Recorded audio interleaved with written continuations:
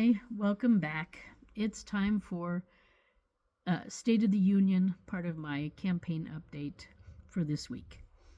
And the Union is what we're going to be talking about. So I am Susan Maude Buchser-Lochocki, presidential candidate from the 2020 and the 2024 presidential election, and I have not conceded that because of my lawsuit with the Supreme Court that's pending.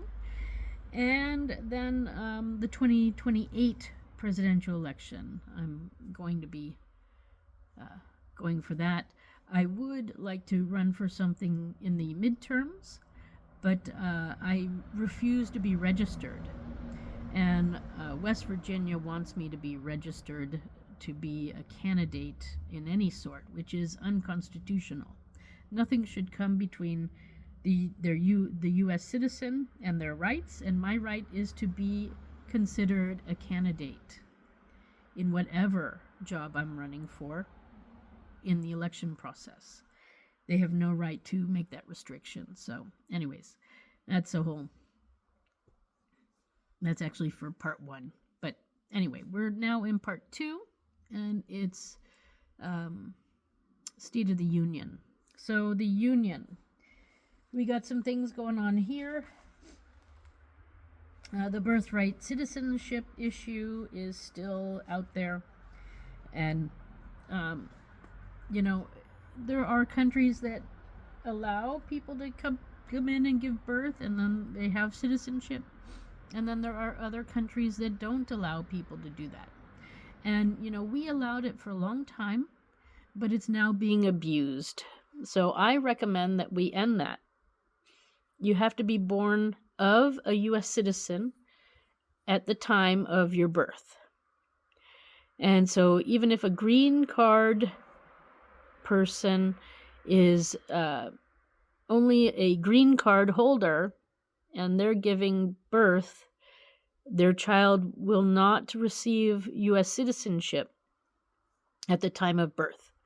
We could say that if a person becomes a green card holder and then becomes a citizen within like a year of the birth, then maybe we could, backtrack and turn that child into a U.S. citizen, or we can just do like a short term, children born to new U.S. citizens, if they were born within a certain time of becoming a U.S. citizen, they can also get U.S. citizenship at that time after like a 5-year period of time.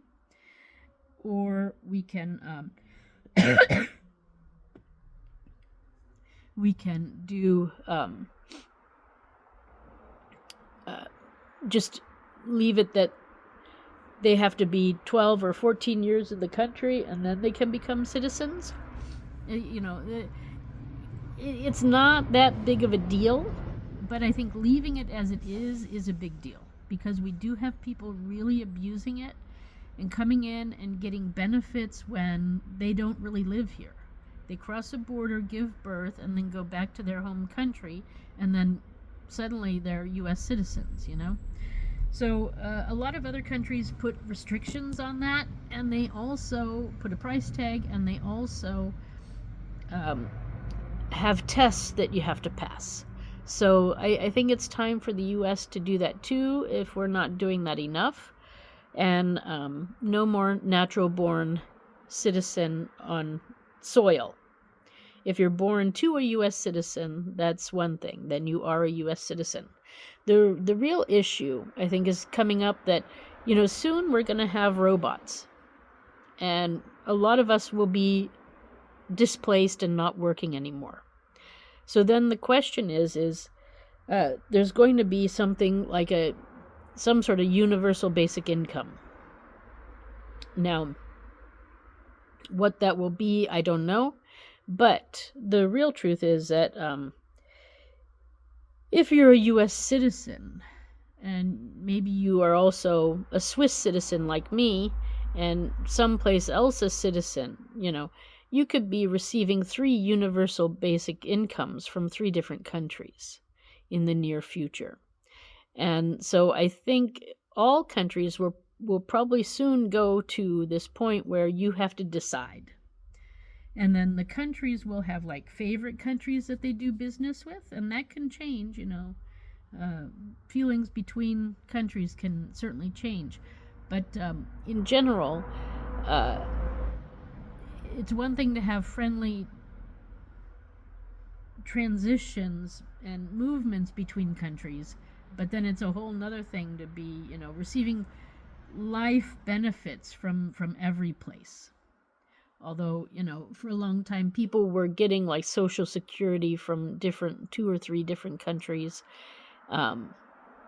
If we move to this country where citizens are getting paid then by the countries, then that's a whole nother ball of wax. That's a whole nother level of payment, and we have to contemplate that a bit more, and that maybe after a certain age you have to decide what country is your main country.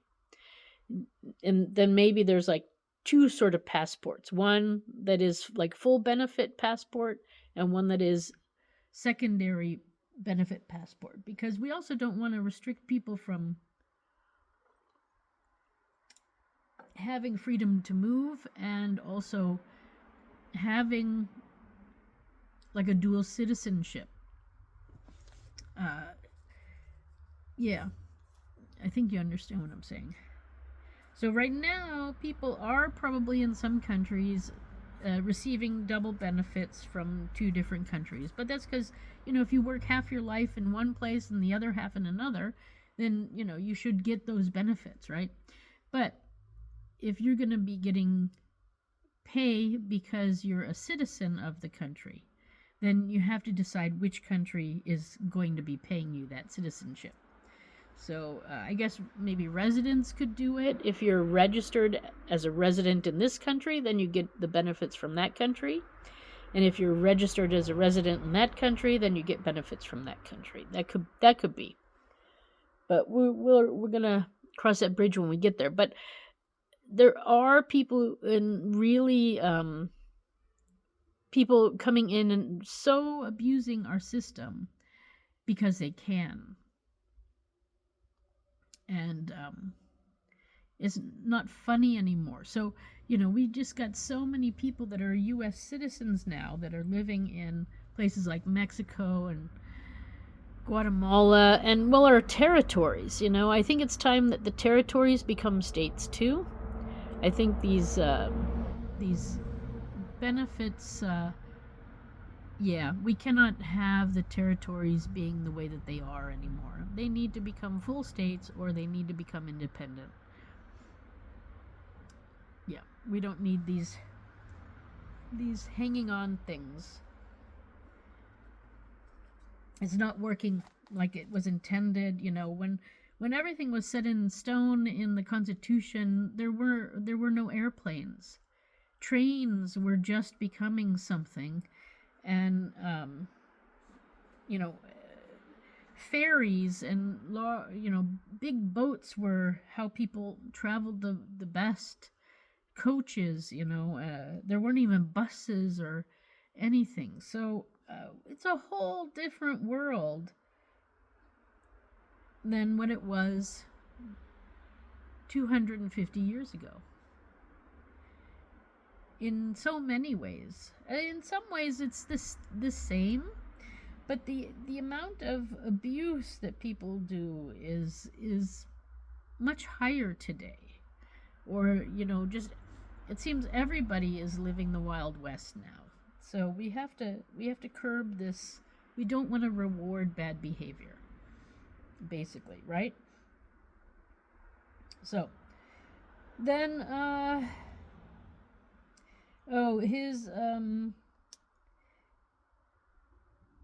the cannabis, the marijuana and pot signing so that research can be done. I think this is great idea, really needed.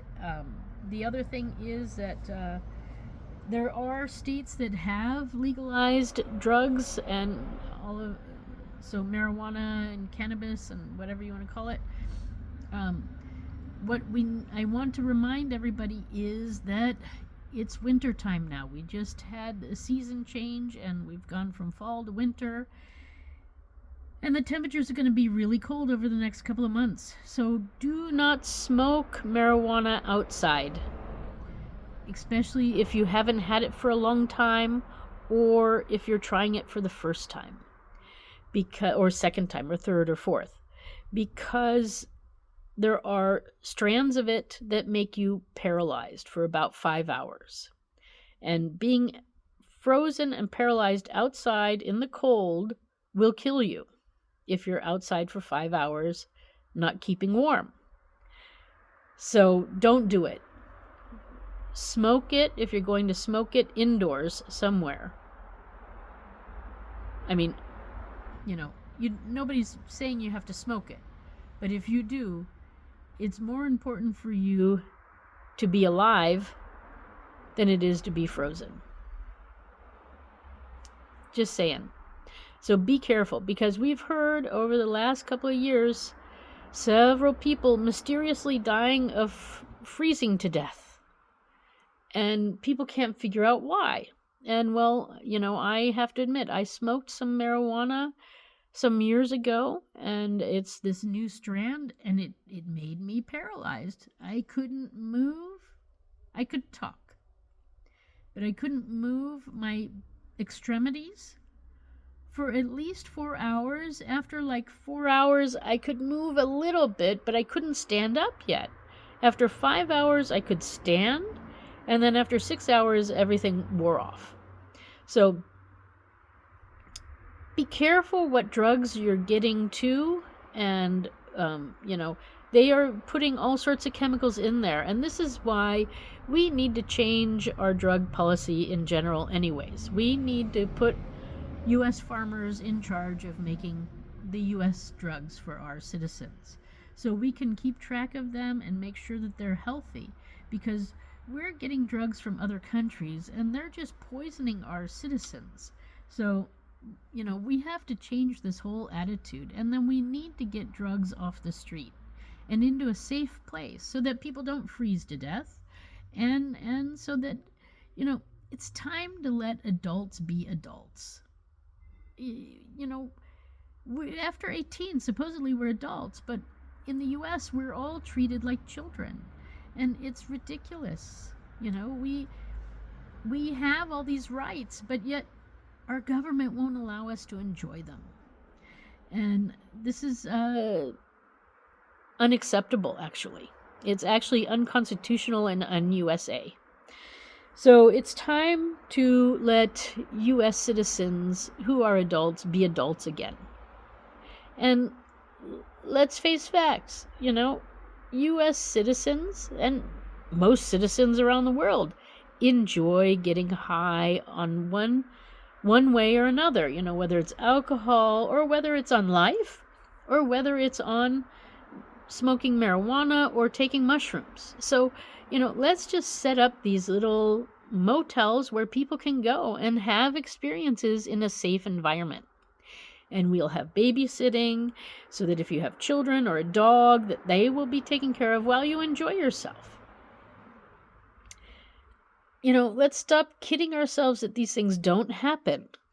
They do.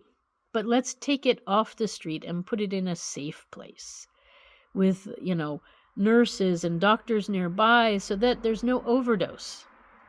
And, we can have creative rooms where, you can go and be on mushrooms and paint and do all sorts of crazy things, or you can do this or whatever.